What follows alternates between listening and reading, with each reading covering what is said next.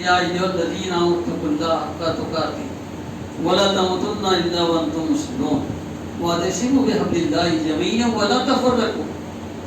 اے لوگوں جو ایمان لائے اللہ سے ڈرو اور ایسے ڈرو جیسے کہ اس سے ڈرنے کا حق ہے. آپ کو فارمولہ بتایا جا رہا ہے. ایسے ڈرو جیسے کہ ڈرنے کا حق ہے. اور تمہیں موت نہ آئے مگر اس حال میں کہ تم مسلم ہو, اللہ کے فرمانبردار ہو, اس کی اطاعت گزار ہو, اس کے غلام ہو. فرمانبرداری کرتے ہوئے تمہیں موت آئے. اور یہ کب ہوگا؟ جب تم سب بالکل اللہ کی رسی کو مضبوطی سے پکڑ لو.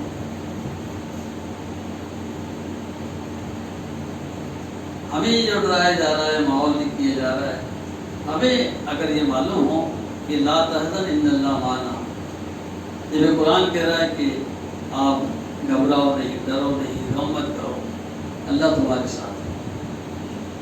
یہ چیز کا اویئرنیس آنا چاہیے کہ ہم خدا کے بندے ہیں, خدا کا کام کریں گے, اس کی دین کو بدنام نہیں کریں گے, اس کی تعلیمات پہ عمل کریں گے اور اس کی تعلیمات کو انشاءاللہ ہم پھیلائیں گے. دنیا کی کوئی طاقت ہمارا باطل نہیں کر سکتی. باطل سے دبنے والے اے آسماں نہیں ہم, 100 بار لے چکا ہے تو امتحان ہمارا. توحید کی امانت سینوں میں ہے ہمارے, آسان نہیں مٹانا نام و نشہ ہمارا. لوگوں نے اس بات کی گواہی دی ہے, تاریخ بنائی ہے. ہم مسلکوں کے چکر میں, جماعتی بری حیثیتوں میں, یہ میری مسجد و تیری مسجد, یہ میرا مدرسہ, ادھر نہیں آنے کا, اس کو سلام نہیں کرنے کا. آج بھی یہ چیزیں دنیا متحد ہو رہی ہے. مودی جو ہے سب کو ہندو کہہ رہا, اس نے بائیفرکیشن نہیں کیا. سب ہندو ہیں, مسلمانوں کے علاوہ سب ہندو ہیں, اور ان کو بھی ہم کنورٹ کریں گے اور ہندو راشٹر بنائیں. آپ کی پرانی تاریخ کو وہ ختم کر رہا ہے. 2024 کے اندر ایک نئی تاریخ پڑھنے کی ملے گی آپ کو. خدا نہ کرتا وہ کم وقت لوگ پھر آتے ہیں تو پھر سب چیزیں, سلیبس, حساب, سب بدلے گا. وید اور گیتا ہمارے بچوں کو پڑھنا پڑے گی. تو یہ تیاریاں جو اتنی جو ہے سینسیئر کر رہے ہیں وہ لوگ, پلاننگ کے ساتھ کر رہے ہیں. اور وہ سب سے بڑا منصوبہ ساتھ جس نے آپ کو ایک منصوبہ دے کر بین الاقوامی اور بین الانسانی سطح پر دنیای انسانیت کے امام بنا کے بھیجا ہے. ساری انسانیت کا امام آپ کو بنایا ہے. اور ہم جھگڑوں کے اندر, جماعتی عصبیتوں کے اندر, گوری عصبیتوں کے اندر آج بھی پریشان ہیں. تو بھیا وہ اسی نہیں چھوڑنا چاہتا, اور میں یہ بھی نہیں کہنا چاہتا کہ میں آپ کے مسجد کے نظام کو ڈسٹرب کرنا ہے, آپ کے مدارس, آپ جہاں ہیں وہاں رہیے, کوئی کسی کو نہ چھیڑے. لیکن باہر کے جو مسائل آ رہے ہیں, ایجوکیشن کا, فائنانس کا, بے روزگاری کا, فسادات کا, کرناٹک کے اندر وہی چل رہے کہ مسلمانوں سے کاروبار نہ کیے جائے, مسلمان سے لین دین نہیں کی جائے. اتنی بڑی ریاست کے اندر یہ پروگرام چل رہا ہے, اتراکھنڈ کے اندر چل رہا ہے. تو یہ فاصلے جو بنائے جا رہے ہیں آپ سے, اور ہم ایک دوسرے کی فاصلے کو ساتھ رہنا چاہتے ہیں. جو اجتماعی ہمارے مسئلے ہیں, سر جوڑ کے کیا اس کو حل کرنا چاہے تو نہیں ہو سکتے ہیں. ٹھیک ہے, آپ نے مسجد میں انٹری کیجیے, اپنی مدارس میں انٹری کیجیے, اور اپنے مسلک, اپنے جماعت کے ساتھ جو کچھ چلائیے, لیکن باہر کا جو منظرنامہ ہے اس کو بدلنے کے لیے سب مل جل کر کوشش کیجیے. کیونکہ کوئی بھی ایشو ہے وہ مسلمانوں کو سامنے رکھ کر کیا جاتا ہے, کسی بریلوی کو سامنے رکھ کر, کسی اہل حدیث کو سامنے رکھ کر, کسی جماعت اسلامی کو سامنے رکھ کر وہ ایشو کو ریس نہیں کیا جاتا ہے. مسلمان ہیں آپ سے اس لیے ریس کیا جاتا ہے. اتنی چھوٹی باتیں ہمارے سمجھ میں آتی ہے. دوستوں یہ حالات تبدیل ہو گئے انشاءاللہ, لیکن اس کے لیے منصوبہ بندی کرنا, سر جوڑ کے بیٹھنا ہوگا. اتحاد میں بہت طاقت ہے. کہا جاتا ہے نا کہ ایک ہی صف میں کھڑے ہو گئے محمود و ایاز, ہماری صفیں ایک ہیں, کسی غریب کو ہم سائڈ نہیں کر سکتے ہیں، کسی اچھے لباس والا کسی جو ہے سستے لباس والے کو بس پیچھے نہیں کر سکتا. یہ بدر کا گھر ہے، یہاں محمود بھی اور عیال بھی اور بادشاہ بھی اور فقیر بھی اس گھر کے اندر سب ایک ساتھ کھڑے ہوتے ہیں. یہ تصور کو باہر کی دنیا میں عام کرنا ہے. ہم سب مل کے اس طرح کام کریں. ہماری خواتین جو ہماری نصف انسانیت ہے، ہماری بیٹیاں، ہماری بہنیں، ہماری بیویاں، یہ نصف انسانیت ہے. ان کے لیے آپ کے پاس کیا پروگرام ہے؟ اصلاح معاشرہ کے لیے آپ کتنا استعمال کرتے ہیں بتائیے. ارے 8 9 10 سال تک بچہ ان کے قریب رہتا ہے، ان کی تعلیم و تربیت کا انتظام انہیں کے ذمہ ہے. ان کے لیے ہم ہر چیز کا انتظام کرتے ہیں، جیسا لباس چاہتے ہیں، جیسے سامان چاہتے ہیں مہیا کرتے ہیں. کیا ہم نے ترجمے کا کوئی قرآن مجید اپنے گھر میں رکھا ہے کہ اپنی بیوی سے، اپنی بہن سے، اپنی بیٹی سے کہا کہ صبح ہوتے ہی کم سے کم 1 رکوع کی تلاوت کرو، اس کا ترجمہ پڑھو. نمازوں میں جو صورتیں پڑھی جاتی ہے، خدا کے سامنے تم کھڑے ہوتے ہو اور اس کے تراجم، اس کی تفسیر اگر معلوم نہ ہو تو آپ نے کیا پڑھا بتائیے. میں اس مجلس میں پوچھنا چاہتا ہوں، میں آپ کو شرمندہ نہیں کرنا چاہتا ہوں، آپ کو کھڑے رہ کے پوچھنا چاہتا ہوں، لیکن پورے وثوق کے ساتھ، پورے یقین کے ساتھ میں بات کہہ رہا ہوں کہ آپ نمازوں میں کم سے کم آخری 10 صورتیں پڑھتے ہوں گے. سورہ فیل، سورہ قریش، سورہ ماؤن، سورہ کوثر، 10 ہی صورتیں پڑھتے ہوں گے. میں پورے چیلنج کے ساتھ بات کہہ رہا ہوں، 90% لوگوں کو پتہ ہی نہیں کہ ان صورتوں میں کیا کہا گیا ہے، خدا کا ہم سے کیا مطالبہ ہے، یہاں سے نکلنے کے بعد ہم کو کیا کام کرنا ہے، کیا میسج اور کیا پیغام اس کے اندر ہے. نتھنگ. گریجویٹ لوگوں کو بھی نہیں معلوم. میں سب کے اندر رہتا ہوں، آپ میں اٹھتا بیٹھتا ہوں، میری ملت کا میں ایک حصہ ہوں. مجھے معلوم ہے کہ ہماری ملت کے پاس شعور نہیں ہے. بتائیے، عربی زبان میں قرآن اترا تھا، اللہ کے رسول کی زبان عربی تھی، عرب کے رہنے والوں کی زبان عربی تھی. ہمارے مفسرین کرام نے، ہمارے علماء کرام نے رات دن ایک کر کر بڑی بڑی تفسیریں، بڑی بڑی ترجمے لکھی ہیں. کیوں لکھی ہیں؟ آپ کے لیے انتظام کیا اور ہم پڑھنے کے لیے تیار نہیں. بتائیے. عربی اس گھر کے اندر جب آتے ہیں، یہ انقلاب کی جگہ ہے، تبدیلی کی جگہ ہے، یہ خدا کا گھر ہے. اس کی اوصاف حمیدہ اگر ہمارے اندر ڈیولپ نہ ہو، وہ بردباری، وہ تحمل، وہ قوت برداشت، وہ صبر، یہ نماز پڑھنے والوں کے اندر پیدا نہ ہو، دین کا وہ شعور پیدا نہ ہو، تو یہاں آنے کا کیا مطلب ہے؟ امام صاحب قرآن پڑھتے ہیں، آپ سنتے ہیں، آپ سنت نفل فرض پڑھتے ہیں، قرآن ہی پڑھتے ہیں، قرآن کے علاوہ کچھ پڑھ بھی نہیں سکتے ہیں. اور قرآن مجید پڑھنے کے بعد آپ رکوع میں جاتے ہیں. رکوع میں جانا اس بات کی علامت ہے کہ آپ یہ کہہ رہے ہیں کہ باری تعالیٰ میں تیرے رکوع کے آگے جھک گیا. ہماری پیشانی زمین پر، ہتھیلی زمین پر، ہمارے پورے وجود کو ہم سلنڈر کر کے ڈال کے ڈکلیئر کرتے ہیں. یہ خدا سے ہم کہتے ہیں، کوئی مذاق نہیں کرتے ہیں یہاں کہ اللہ اب تیرے قانون کی سوا میری ذات پر کوئی دوسرا قانون نہیں چلے گا. یہ ڈکلیریشن ہوتا ہے. یہ کہہ کے آپ جاتے ہیں، یہ عہد کر کے جاتے ہیں، اب اس قرآن مجید کی تعلیمات کا فالو اپ میں میرے گھر میں لوں گا، میرے بچوں کو بتاؤں گا، میری بیوی کو بتاؤں گا. تو اٹھاؤ قرآن، اس کو پڑھو. دنیا کی کون سی ایسی کتاب ہے جو بغیر سمجھے پڑھی جاتی ہے؟ ہمارے بچوں کو اگر میڈیکل سائنس کرانا ہے، ان کو آیورویدک ڈاکٹر بنانا ہے، تو سنسکرت پڑھنا پڑتی ہے، جو ہماری زبان بھی ہے، لیکن وہ پیٹ کی سوچ پڑھنے کو مجبور کرتی ہے کہ بیٹے تو نے یہ نہیں پڑھے کہ تو آنسر لکھنے کے اندر، جواب لکھنے کے اندر تم کو دشواری آئیں گی، پڑھو اس کو. مہاراشٹر میں رہتے ہیں، مراٹھی اس لیے پڑھنا ہے کہ مہاراشٹر کی لینگویج مراٹھی ہے، جاب کا مسئلہ آ جائے گا، سروس ملنا مشکل ہو جائے گی، تو اس کی گرامر کے ساتھ پڑھو. اور انگریزی تو نیشنل نہیں بلکہ انٹرنیشنل لینگویج ہے، سارے علوم اس کے اندر ہے، ٹیوشن لگائی جاتی ہے، انگلش میڈیم کے بچوں کو ڈالا جاتا ہے. نو پرابلم، پڑھائیے، خوب پڑھائیے. اس عربی نے کیا ظلم کیا آپ پر، کیا زیادتی کی کہ آپ اس سے تصویر سلوک کرتے ہیں کہ حفاظ اکرام کو تراویح بلاتے ہیں. معاف کیجیے، مجھے نہیں کہنا چاہیے، بڑا مقام ہے. ہزاروں میں سے چند لوگ، انگلی پہ گنے جانے والے حفاظ، جن کے حلق کے نیچے قرآن نہیں اترا ہے، معلوم ہی نہیں کہ میں نے کیا پڑھ کے لوگوں کو سنا دیا۔ یہ حال ان لوگوں کا ہے جس مسلح پہ کھڑے ہوئے ہیں، اس ممبر پہ کھڑے ہوئے ہیں۔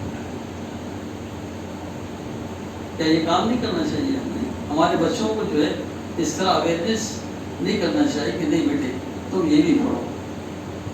میں نے کئی بچوں کو دیکھا ہے جن کو فکر ہے، یقین جانیے 11 سال کے اندر بچوں کو حفظ قرآن کرا دیا، اور وہی بچے 80 اور ان کے اندر میرٹ میں ہیں۔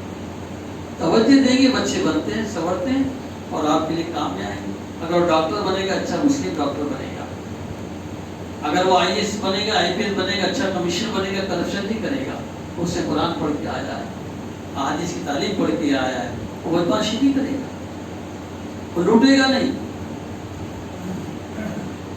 تو یہ کام بھی ہم کو اس ملک میں کرنا ہے۔ دوستوں بھائیوں، ایجوکیشن کے اندر، فائننس کے اندر ہماری قوموں کو کھڑا کرنا ہے، ہمارے زکوٰۃ کے سسٹم کو اجتماعی بنانا ہے، شہروں کا سروے کر کر جو لوگ بھیک مانگتے ملتے ہیں ان کو کاروبار دینا ہے۔ یہ شوق اور یہ چیزیں چھوڑیے کہ ہم اپنی جیب سے ادا کریں، بانجے کو دیں گے، بھتیجے کو دیں گے، فلاں کو دیں گے۔ آپ کی لسٹنگ یہاں آ جائے، اس کا سروے ہو جائے، دینے والے کو بھی غیرت نہ آئے کون دے رہا ہے۔ یہ اسلام کا مزاج ہے۔ حضور نبی کریم صلی اللہ علیہ وسلم کے زمانے میں کوئی صحابی اپنی جیب سے نکال کے نہیں دیتے تھے، اجتماعی بیت المال ہوتا تھا، ایک جگہ جمع ہوتا تھا، باقاعدہ سروے ہوتا تھا، مستحق کون ہے، ضرورت مند کون ہے، اس پر لسٹنگ کی جاتی تھی اور اس کے گھر کو اندھیری رات کے اندر پہنچا دیا جاتا تھا۔ کیجیے مدد، بلا سودی بینکنگ کا کام شروع کیجیے، جو مالدار ترین لوگ ہیں ڈپازٹ کیجیے۔ اس قوم کے پاس پیسہ نہیں، ایسا نہیں ہے، ہزار کروڑ کی مالک کی قوم ہے، سینکڑوں کروڑ کی مالک کی قوم ہے۔ ان سے میٹنگ کیجیے، تبادلہ خیال کیجیے، ان حالات کے طرف متوجہ کیجیے اور اس مین اسٹریم میں لانے کی کوشش کیجیے کہ یہاں کام کیجیے۔ آپ یہ کام کرنا پڑے گا۔ ہمارے اداروں کی طرف رخ کیجیے جہاں ہمارا مستقبل ہے، جہاں ہمارے نوجوان بچے پڑھ رہے ہیں، وہاں کی کوالٹی کیا ہے، اس کا دیہات کیا ہے، اس کو دیکھیے آپ۔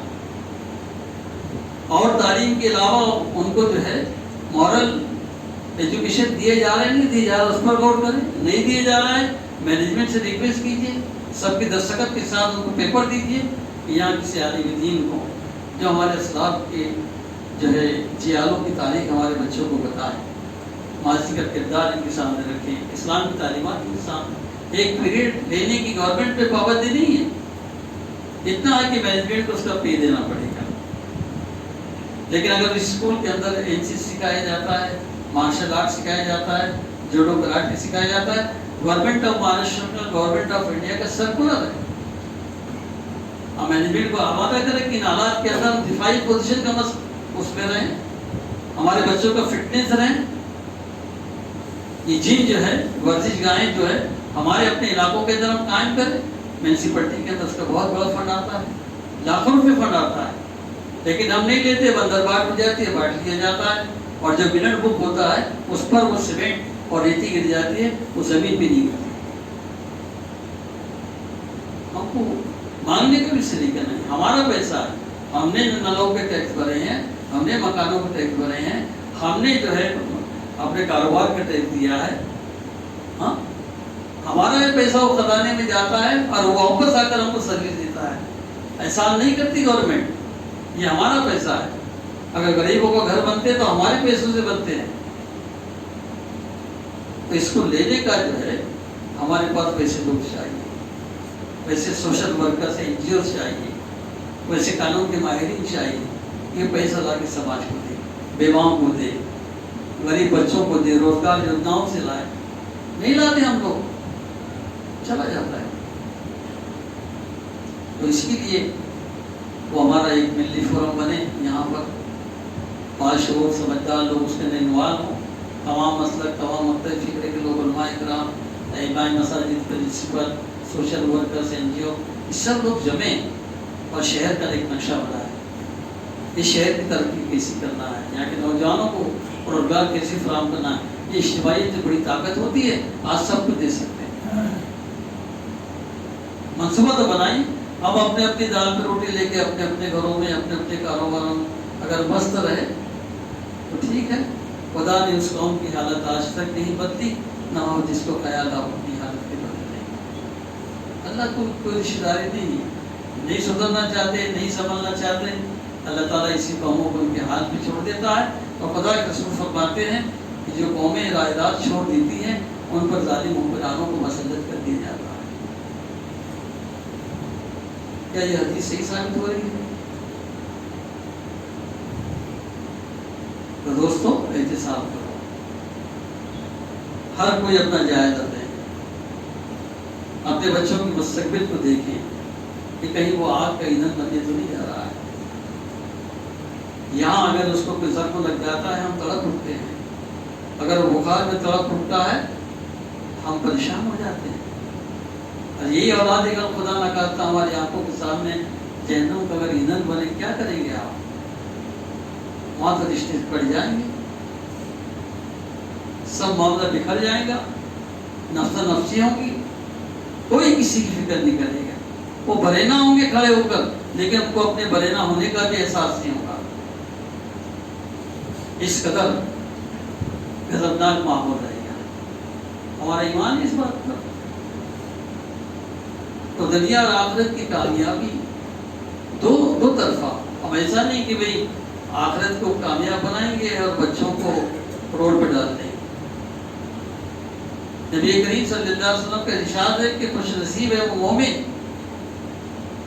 جس کو کشادہ مکان میں میسر آ جائے، عمدہ سواری مل جائے. دو روایتیں، نیک اور صالح پڑوسی اور نیک اور صالح بیوی، یہ چیزیں مل جائے اس کے نصیب کا کیا کہنا. ترقی کو، خوشحالی کو اسلام مائنس نہیں کرتا ہے. عبدالرحمن بن عوف رضی اللہ تعالیٰ عنہ اپنے زمانے کے عرب پتی تھے. ساری وراثت تقسیم کرنے کے بعد، لوگوں کو بانٹنے کے بعد سونا جو ہے کلاڑی سے توڑا جا رہا تھا.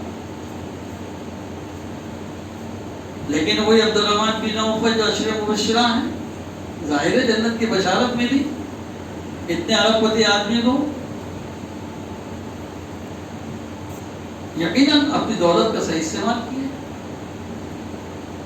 جب وہ ملک شام سے لوٹ رہے ہیں، مدینے میں جب داخل ہوتے ہیں، ان کی تجارت کا جب قافلہ مدینے میں جاتا ہے، 700 اونٹ ہے جس میں تجارت کا سامان لگا ہوا ہے. اونٹوں کے جو ہے چلنے سے مدینہ جاگ جاتا ہے. وہ قافلہ جب داخل ہوتا ہے تجارتی، بہت بڑا قافلہ ہوتا ہے، بڑا ساز و سامان اس پہ ہوتا ہے، مدینہ جاگ جاتا ہے. اس رات کی اندھیری کے اندر ایک شور لگتا ہے. ہماری ماں حضرت عائشہ رضی اللہ تعالیٰ عنہ بھی جاگ جاتی ہے اور پردہ تھوڑا ہٹا کر آواز دے کر کہتی ہے یہ شور کا شور ہو رہا ہے. کہا کہ عبدالرحمن بن عوف کا تجارتی قافلہ مدینے میں داخل ہوا ہے. اچھا، یہ عبدالرحمن بن عوف ہے جن کے بارے میں اللہ کے رسول نے کہا تھا کہ جنت میں 10 عشرہ مبشرہ میں سب میں لاس جائیں گے، آخر میں جائیں گے. شانہ بشانہ جب عبدالرحمن بن عوف رضی اللہ عنہ کی بات پہنچتی ہے کہ میرے متعلق ہماری ماں نے یہ بات کی، آپ دروازے پہ چلے جاتے ہیں، وہاں دستک دیتے ہیں، نوٹ کرتے ہیں کہ ماں کیا آپ نے میرے بارے میں یہ بات کہی؟ کہا میں نے یہ کہتا کہ رسول نے. دیکھیں نفس کا تزکیہ کیسا کرتے ہیں. ماں تم گواہ رہو، یہ تجارت کا پورا قافلہ میں بیت المال میں صدقہ کرتا ہوں. پورے قافلے کو بیت المال کے اندر انہوں نے صدقہ کر دیا. یہ نفس کا تزکیہ، یہ خدا سے ملاقات کا شوق، یہ چیز مجھے ریکارڈ بنے گی، میری دیوی لے کے جانے کا شوق بنے گی. میں اس کے بعد بھی اللہ نے مجھے نوازا. مال و دولت کمانا، پیسہ کمانا بری بات نہیں ہے. بری بات یہ ہے اس کا غلط استعمال، اس سے غرور پیدا ہو، اس پہ گھمنڈ بھی، یہ برا ہے. پیسہ ہو تو فیاضی بھی ہو، سخاوت بھی ہو، رشتہ داروں کے حقوق بھی معلوم ہو، غربا کے مسائل سے دلچسپی لیتے ہو، وہ پیسہ. کہ قیامت کے اندر مال کے بارے میں 2 سوال ہونے والے ہیں. 5 سوال فائنل ہے. ان 5 سوالوں کے جواب اگر آپ نہ دے دیں اپنی جگہ سے 1 انچ ہٹ بھی سکتے ہیں. 1 انچ میدان محشر سے اپنے قدم کو نہیں لا سکتے ہیں. پہلا سوال یہ ہوگا، ہم نے زندگی دی تھی، ہم نے اس اس کا کیا استعمال کیا. اور زندگی کے اندر جو جوانی ہوتی ہے اس کو فوکس کیا گیا ہے, اس پہ قوت ہوتی ہے, صلاحیت ہوتی ہے, کرنے کا عزم ہوتا ہے, دوڑ بھاگ کرنے کی قوت ہوتی ہے. اس جوانی کے بارے میں پوچھا جائے گا کہ جوانی کا کہاں استعمال ہوا. اور تیسرا سوال ہوگا کہ جو مال تم نے کمایا تو کہاں سے کمایا. اور پلٹ کے سوال ہوگا جو مال کمایا اس کو کہاں خرچ کیا.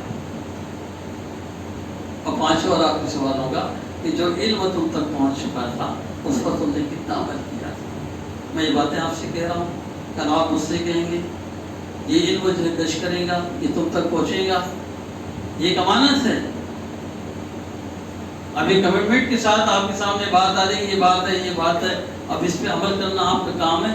خدا نہ کرے تو وہ سوال کا سامنا آپ کو کرنا پڑے گا کہ تعلیم تو پہنچ چکی تھی, قرآن کا علم پہنچ چکا تھا, حدیث کا علم پہنچ چکا, آپ کہاں تھے, کیا کر رہے تھے آپ, کیا بنے گا اس وقت. اور دوستوں بھائیوں, ہم اپنے مقصد زندگی کو پہلے طے کر لیں. مقصد زندگی کو طے کر لیں. قرآن بتاتا ہے مقصد زندگی, وہاں سے لے لے آپ.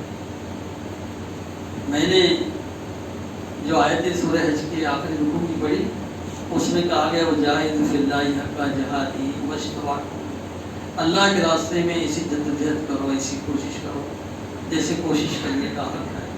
واجتباکم, اس کام کے لیے تمہارے رب نے تم کو چن لیا ہے, تمہارا انتخاب کر دیا ہے. وہ زمین و آسمان کا رب یہ بات کر رہا ہے کہ تم میرے سلیکٹڈ ہو, تم میرے منتخب شدہ ہو. ایک مومن نے کتنا خوش ہونا چاہیے. ارے کسی گلی کا نگر سیوک چن کے آ جاتا ہے اور جنتا اس کو جو ہے اپنا لیڈر تسلیم کر دیتی ہے, زمین پہ اس کے پیر نہیں ٹکتے, اور اگر وہ آمدار بن جائے, خاردار بن جائے, پھول بھی سماتا ہے کہ لوگوں نے مجھ کو چنا ہے. اور 5 سال, اور یہاں پوری زندگی کے لیے اللہ تعالیٰ کہہ رہا ہے تم میرے چنے گئے, میں نے اپنے دین کی خدمت کے لیے تمہارا سلیکشن کیا, رسول کو تم پر گواہ بنایا اور تم کو لوگوں پر گواہ بنا کے کھڑا کیا ہوں. بس نماز قائم کرو, زکوٰۃ دو, اور اللہ سے وابستہ ہو جاؤ. وہ ہے تمہارا مولا, بہت ہی اچھا ہے مولا, بہت ہی اچھا مددگار. قرآن کہہ رہا ہے آپ کی بہترین مدد کرنے والا اللہ تعالیٰ, آپ اس سے وابستہ ہو جائیے اور دین کی خدمت کیجیے, لوگوں کی خدمت کیجیے. پڑوسی آپ تو مسلم نہیں, غیر مسلم بھی اس کا بھی عقاب کریں. ایسا نہیں کہ مسلمان پڑوسی کو آپ جو ہے کچھ دیں گے, اگر غریب پڑوسی غیر مسلم ہے آپ اس کو بھی دیجیے. اتنے برادر وطن ہیں جو آپ کے اچھے اخلاق کے, آپ کی جو ہے آپ کی فیاضی کے, آپ کی سخاوت کے مستحق ہیں. ہم ان تک نہیں پہنچ رہے ہیں. یہ کام کر کے دیکھیں انشاءاللہ. اللہ کے رسول نے کام نہیں کیا. آپ کے سوا کوئی سنگل کوئی مسلم تھا؟ صفا پہ آپ جب کھڑے تھے وہ 360 بتوں کے پوجنے والے سامنے تھے, ایک بھی مسلم نہیں تھا. یا صباحا یا صباحا یا صباحا, اے صبح کی آفت, یہ جب صدا لگائی جا رہی تھی آپ اکیلے تھے. لیکن تعارف کیا تھا؟ وہ تعارف اپنے اندر پیدا کیجیے. لوگوں سے پوچھا لوگوں تمہاری میرے بارے میں کیا رائے ہے؟ لوگوں نے یکزباں ہو کر کہا آپ صادق ہیں, آپ امین ہیں, آپ سے بہتر اخلاق والا ہمارے سماج میں کوئی نہیں ہے. یہ کیریکٹر کے ساتھ آپ کو جانا پڑے گا, اس رسول کے کیریکٹر کے ساتھ آپ کو سماج میں جانا پڑے گا. وہ کیریکٹر بنائیے اور پھر معاشرے میں جائیے. آپ اخلاق جو ہوتے ہیں بہت بہت قیمتی چیز ہوتی ہے جناب. وہ کیریکٹر اگر آپ کے پاس ہو, کٹر سے کٹر دشمن آپ کا دوست بن جائے گا. اخلاق ہی کو گنا جائیں گے میدان حشر میں. ایک موقع پہ کچھ اضافی بات کہہ رہا ہوں, لیکن وہ اخلاق کی جو کوالٹی ہے, اس کی جو اہمیت ہے, اس کو واضح کرنا چاہتا ہوں. ام سلمہ رضی اللہ تعالیٰ عنہا نبی کریم صلی اللہ علیہ وسلم کے ساتھ بیٹھی ہیں, فکر آخرت کی بات ہو رہی ہے. اللہ کے رسول سے کچھ شیئر کرنا چاہ رہی ہے. کہتی ہے اللہ کے رسول, دنیا میں کسی عورت کے اگر 2 شوہر ہیں اور دونوں شوہر بھی جنت پہ جا رہے ہیں, اور ان کی وہ بیوی جو ہے اکیلی وہ بھی جنت پہ جا رہی ہیں, تو اللہ کے رسول وہ عورت دونوں میں سے کس کو ملے گی؟ ایک سوال تھا. یہ تینوں جنت میں جا رہے ہیں، لیکن وہ بیوی کس کے حصے میں آئے گی؟ حضور نبی کریم صلی اللہ علیہ وسلم نے کہا کہ ان دونوں میں اخلاق جس کے اچھے زیادہ ہوں گے، جیسے ہم 19-20 کہتے ہیں، منیمم میکسیمم کہتے ہیں، جس کے اخلاق اچھے ہوں گے وہ عورت اس کے حصے میں جائے. تو یہ کیریکٹر